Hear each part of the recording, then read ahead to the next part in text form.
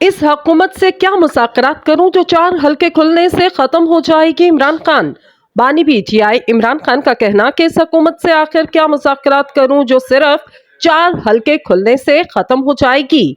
Adiala jail में सहाफियों से गैर रस्मी गुफ्तगू करते हुए इमरान खान ने कहा, सबसे पहले हमारा मैंडेट वापस किया जाए। मुज़ाकरात आइन के दायरे में रहकर करूंगा, मगर इस हुकूमत से क्या मुज़ाकरात करूं जो 4 हल्के खुलने से खत्म हो जाएगी। बानी पाकिस्तान तहरीक इंसाफ ने कहा, मैंने महमूद खान अचकजई को सियासी जमातों से मुज़ाकरात का कहा। महमूद खान अचकजई ने कहा कि वो फौज से मुज़ाकरात नहीं कर सकते।